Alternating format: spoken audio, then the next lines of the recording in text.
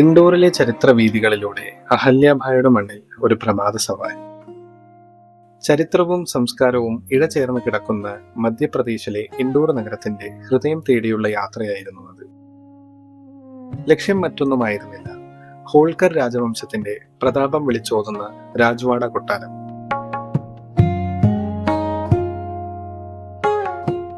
രാവിലെ 8 മണിക്ക് തന്നെ കൊട്ടാരമുറ്റത്ത് എത്തിയെങ്കിലും ചെറിയൊരു നിരാശയായിരുന്നു കാത്തിരുന്നത്. കൊട്ടാരത്തിന്റെ കവാടങ്ങൾ തുറക്കുന്നത് രാവിലെ 11 മണിക്ക് മാത്രമാണെന്ന വിവരം അവിടെ എത്തിയപ്പോഴാണ് ഞങ്ങൾ അറിഞ്ഞത്. എന്നാൽ ആ കാത്തിരിപ്പ് ഒട്ടും പാഴായില്ല. 11 മണി വരെയുള്ള ആ 3 മണിക്കൂർ ഇൻഡോറിന്റെ ചരിത്രത്തിലേക്കുള്ള മനോഹരമായ മറ്റ് ചില വാതിലുകളാണ് ഞങ്ങൾക്ക് മുന്നിൽ തുറന്നു തന്നത്. കൊട്ടാരത്തിന്റെ തൊട്ടടുത്ത് തന്നെയുള്ള ശ്രീ ഗോപാൽ മന്ദിറിലേക്കാണ് ഞങ്ങൾ ആദ്യം നടന്നത്. കൃഷ്ണഭക്തർക്കായി സമർപ്പിച്ചിരിക്കുന്ന ഈ മനോഹര ക്ഷേത്രം 19-ാം നൂറ്റാണ്ടിൽ കൃഷ്ണഭായ് ഹോൾക്കർ ആണ് നിർമ്മിച്ചത്. അക്കാലത്ത് ഏകദേശം 80,000 രൂപ ചെലവഴിച്ച് പൂർണ്ണമായും കല്ലും തടിയും ഉപയോഗിച്ചാണ് ഇതിന്റെ നിർമ്മാണം പൂർത്തിയാക്കിയത്. മറാഠ വാസ്തുവിദ്യയുടെ പ്രൗഢി വിളിച്ചോതുന്നതാണ് ഇതിന്റെ ഘടന. ഹോൾക്കർ രാജവംശത്തിലെ രാജാക്കന്മാരും രാജ്ഞിമാരും പതിവായി പ്രാർത്ഥന നടത്തിയിരുന്ന ഇടമാണിത്. കാലക്രമേണ ജീർണാവസ്ഥയിലായ ഈ ക്ഷേത്രം അതിന്റെ പൈതൃക പദവി ഒട്ടും ചോർന്നു പോകാതെ കോടികൾ ചിലവഴിച്ചാണ് സർക്കാർ പുനരുദ്ധാരണം നടത്തിയത്. സിമെന്റിന് പകരം ചുണ്ണാമ്പ്, ശർക്കര, ഉഴുന്ന് തുടങ്ങിയ പരമ്പരാഗത സാമഗ്രികൾ ഉപയോഗിച്ചാണ് ഇത് പൂർവ്വസ്ഥിതിയിലാക്കിയത് എന്നത് അത്ഭുതപ്പെടുത്തുന്ന വസ്തുതയാണ്. ആ പ്രഭാത പ്രാർത്ഥനകളുടെ നിർവൃതിയിൽ ശാന്തമായ ആ അന്തരീക്ഷത്തിൽ കുറച്ചു നേരം ചിലവഴിച്ചത് ഞങ്ങളുടെ യാത്രയ്ക്ക് തികച്ചും മനോഹരമായ ഒരു തുടക്കമേകി. തുടർന്ന് ഹോൾക്കർ രാജവംശത്തിന്റെ സമ്പന്നമായ ചരിത്രം വിളിച്ചോതുന്ന മ്യൂസിയത്തിലേക്ക് ഞങ്ങൾ നീങ്ങി.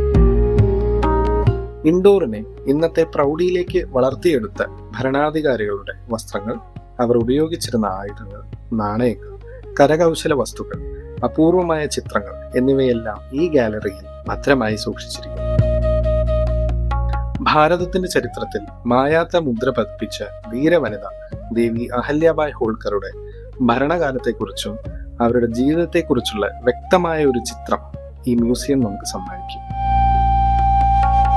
അടുത്തതായി ഞങ്ങൾ സന്ദർശിച്ചത് ഹോൾക്കർ രാജവംശത്തിന്റെ കുലദൈവമായ ശിവന്റെ മറ്റൊരു രൂപമായ മൽഹാരി മാർത്താണ്ഡ് ക്ഷേത്രമാണ്. ഭാരതത്തിലുടനീളം 100 കണക്കിന് ക്ഷേത്രങ്ങൾ പുനരുദ്ധരിച്ച് അഹല്യാഭായുടെ ഭർതൃപിതാവായ മൽഹാർ റാവു ഹോൾക്കറുടെ സ്മരണകൾ ഉറങ്ങുന്ന ഇടമാണിത്.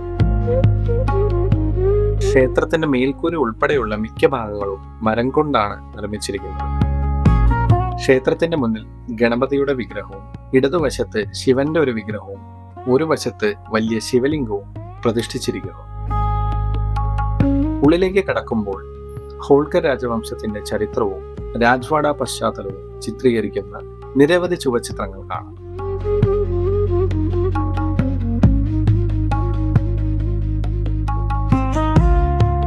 ഈ ക്ഷേത്ര ദർശനത്തിനിടയിൽ ഒട്ടും പ്രതീക്ഷിക്കാത്ത ഒരു അപൂർവ അനുഭവം കൂടിയുണ്ടായി.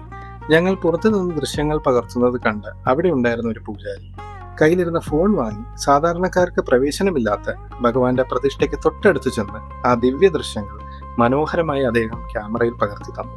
അത് മാത്രമല്ല, അവിടുത്തെ പ്രതിഷ്ഠകളെക്കുറിച്ചും ക്ഷേത്രത്തിന്റെ ചരിത്ര പ്രാധാന്യത്തെക്കുറിച്ചും വ്യക്തമായി വിവരിച്ചുകൊണ്ട് ഒരു ലഘു വീഡിയോ റെക്കോർഡ് ചെയ്താണ് അദ്ദേഹം ഫോൺ തിരികെ നൽകിയത്. जय शिव मल्हार। यह 300 वर्ष प्राचीन श्री अहिल्या देवी होलकर द्वारा स्थापित 12 ज्योतिर्लिंग ये आप जो दर्शन कर रहे हैं, आज की तारीख में जहाँ ज्योतिर्लिंग स्थापित है वहाँ से एक एक लिंग लाकर अहिल्याबाई ने अपने गर्भगृह में उस ग्रहों की इसकी लिंगार्चन की स्थापना की और आज भी यथावत उसका पूजन 12 ज्योतिर्लिंगों का नित्य हो रहा है। आप जो दर्शन कर रहे हैं पूर्ण 12 ज्योतिर्लिंग है। അദ്ദേഹത്തിന്റെ ആ വീഡിയോയിലൂടെയാണ് അവിടുത്തെ യഥാർത്ഥ പുണ്യം ഞങ്ങൾക്ക് കൂടുതൽ വ്യക്തമായത്. മധ്യത്തിലെ പ്രധാന പീഠത്തിൽ തട്ടുകളായി പൂക്കളാൽ അലങ്കരിച്ചു വെച്ചിരിക്കുന്നത് 300 വർഷങ്ങൾക്ക് മുൻപ് ദേവി അഹല്യാഭായ് ഹോൾക്കർ സ്വയം സ്ഥാപിച്ച് ഭാരതത്തിലെ 12 ജ്യോതിർലിംഗങ്ങളുടെ ചെറു പ്രതിരൂപങ്ങളാണ്. ഭാരതത്തിന്റെ വിവിധ കോണുകളിലുള്ള ജ്യോതിർലിംഗങ്ങളിൽ നിന്ന് ഓരോ ലിംഗങ്ങൾ കൊണ്ടുവന്ന് തന്റെ നിത്യപൂജക്കായി അഹല്യാഭായ് ദേവി ഒരുക്കിയതാണത്. അതിന് തൊട്ടടുത്ത് ഇടതുവശത്തായി കുതിരപ്പുറത്ത് വാളുമേന്തി നിൽക്കുന്ന രൂപത്തിലാണ് അവരുടെ കുലദൈവമായ മൽഹാരി മാർത്താണ്ഡിന്റെ വിഗ്രഹം പ്രതിഷ്ഠിച്ചിരിക്കുന്നത്. കറുത്ത കല്ലിൽ നിർമ്മിച്ച അഹില്യ മാതാവിന്റെ വിഗ്രഹവും ഇവിടെ സൂക്ഷിച്ചിട്ടുണ്ട്. സാധാരണയായി ഇത്തരം വലിയ പൈതൃക ക്ഷേത്രങ്ങളിൽ ദൃശ്യങ്ങൾ പകർത്താൻ കർശന നിയന്ത്രണങ്ങൾ ഉള്ളപ്പോൾ അദ്ദേഹത്തിന്റെ ഈ പ്രവൃത്തി ഞങ്ങൾക്ക് വലിയൊരു അനുഗ്രഹമായി തോന്നി. ഒരേ സമയം കുലദൈവത്തിന്റെ പ്രൗഢിയും ഭാരതത്തിലെ 12 ജ്യോതിർലിംഗങ്ങളുടെ ചൈതന്യവും ഒന്നിച്ച് തൊഴുതു വണങ്ങാൻ കഴിഞ്ഞ ആ നിമിഷം അതീവ ആത്മീയവും ഒപ്പം ഹൃദയസ്പർശിയുമായ ഒരു അനുഭവമാണ് ഞങ്ങൾക്ക് സമ്മാനിച്ചത്.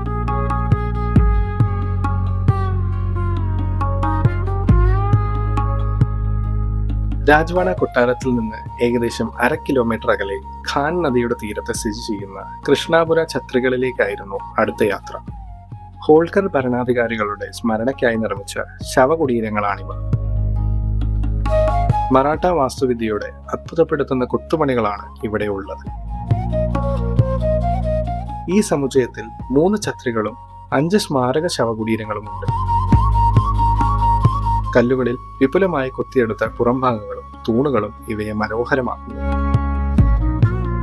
കല്ലിൽ കൊത്തിയെടുത്ത ഈ രൂപങ്ങൾ നോക്കി നിൽക്കുമ്പോൾ സമയം പോയതറിഞ്ഞില്ല.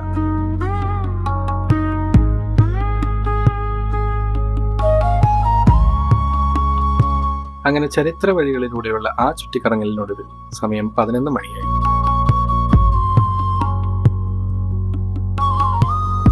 ഞങ്ങൾ വീണ്ടും രാജ്വാഡ പാലസിന്റെ മുന്നിലെത്തി. കൊട്ടാരത്തിന് മുന്നിലായി ദേവി അഹല്യാബായിയുടെ ഗാംഭീര്യമുള്ള പ്രതിമയും അതിനെ ചുറ്റിപ്പറ്റി മനോഹരമായ പൂന്തോട്ടവും ജലധാരകളും ഒരുക്കിയിരിക്കുന്നു. അവിടെ വെച്ച് ആ പൂന്തോട്ടവും പ്രതിമയും അതീവ ശ്രദ്ധയോടെ പരിപാലിക്കുന്ന പ്രായമായ ഒരു ചേട്ടനെ ഞങ്ങൾ പരിചയപ്പെട്ടു. നഗരസഭയുമായി ബന്ധപ്പെട്ട് കഴിഞ്ഞ 22 വർഷമായി അവിടെ ജോലി ചെയ്യുന്ന അദ്ദേഹത്തോട് സംസാരിച്ചപ്പോൾ കേവലം ഒരു ജോലിക്കപ്പുറം ദേവി അഹല്യാബായോടുള്ള ആദരവും സ്നേഹവുമാണ് അദ്ദേഹത്തെ നയിക്കുന്നതെന്നും തന്റെ ജീവിതത്തിലെ കഴിഞ്ഞ 22 വർഷവും അഹല്യ അമ്മയുടെ സേവനത്തിനായി സമർപ്പിച്ചതാണെന്ന് ആ ചേട്ടൻ നിറഞ്ഞ അഭിമാനത്തോടെ ഞങ്ങളോട് പറഞ്ഞു.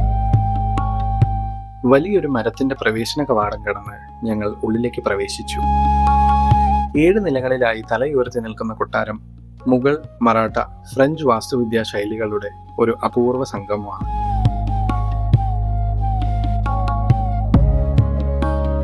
താഴത്തെ 3 നിലകൾ കല്ലിലും മുകളിലത്തെ നിലകൾ തടിയിലുമാണ് നിർമ്മിച്ചിരിക്കുന്നത്. 1984 ഉണ്ടായ കലാപത്തിൽ ഈ സ്മാരകം തീവെപ്പിന് ഇരയായിരുന്നു. അന്ന് പ്രധാന കവാടത്തിന്റെ മുൻഭാഗവും ഗണേഷ് ഹാളിന്റെ ചില ഭാഗങ്ങളും ഒഴികെ മുഴുവൻ കൊട്ടാരം നശിപ്പിക്കപ്പെട്ടെങ്കിലും അതിന്റെ പ്രൗഢി വീണ്ടെടുത്ത് ഇന്നും അത് നിലകൊള്ളുന്നു. ഫ്രഞ്ച് ക്ലാസിക്കൽ ശൈലിയിൽ കല്ലും കുമ്മായവും തടിയും കലാപരമായി ഉപയോഗിച്ചാണ് ഇത് നിർമ്മിച്ചിരിക്കുന്നത്. കെട്ടിടത്തിലുടനീളം കല്ലിൽ തീർത്ത ആർച്ചുകളും തൂണുകളും മനോഹരമായ ഓറിയൽ ജനാലകളും ഒപ്പം ശത്രുക്കളെ നിരീക്ഷിക്കാനുള്ള സ്പൈ ഹോളുകളും പ്രാവിന്റെ കൂടുകളും കാണാം. കിഴക്കേ ഭാഗത്ത് നീളമുള്ള വരാന്തകളും താമസമുറികളും റെക്കോർഡ് റൂമുകളും ഉണ്ടായിരുന്നു. എല്ലാ വൈകുന്നേരവും ഇവിടെ ഹോൾക്കർ ചരിത്രം വിവരിക്കുന്ന ലൈറ്റ് ആൻഡ് സൗണ്ട് ഷോ നടക്കാറുണ്ടെങ്കിലും രാവിലെ പോയതിനാൽ ഞങ്ങൾക്കത് കാണാൻ സാധിച്ചില്ല. എങ്കിലും കൊട്ടാരത്തിന്റെ ഉള്ളിലെ വിശാലമായ മുറ്റവും ആ രാജകീയ പ്രൗഢിയും നമ്മളെ ആ പഴയ രാജകീയ കാലഘട്ടത്തിലേക്ക് കൂട്ടിക്കൊണ്ടുപോകും.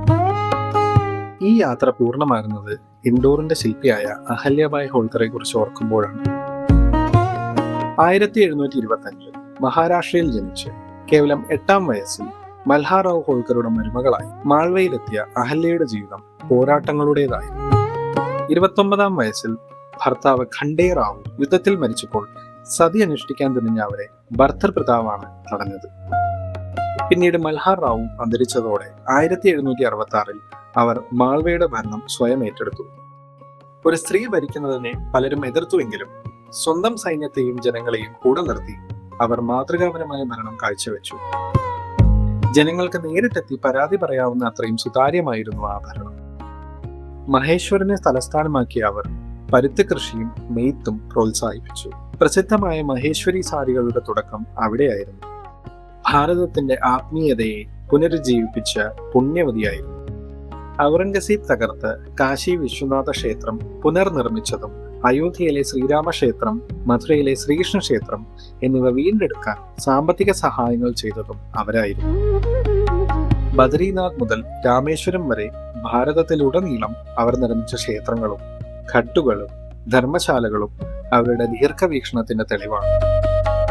രാജ്വാഡയിലെ യാത്ര വെറും ഒരു യാത്രയായിരുന്നില്ല. ഒരു വലിയ രാജവംശത്തിന്റെ ചരിത്രത്തിലൂടെയും അതിലുപരി ഭാരത സ്ത്രീത്വത്തിന്റെ കരുത്തായി മാറിയ ദേവി അഹല്യാബായിയുടെ പാദസ്പർശമേറ്റ വഴികളിലൂടെ ഒരു തീർത്ഥാടനമായിരുന്നു അത്.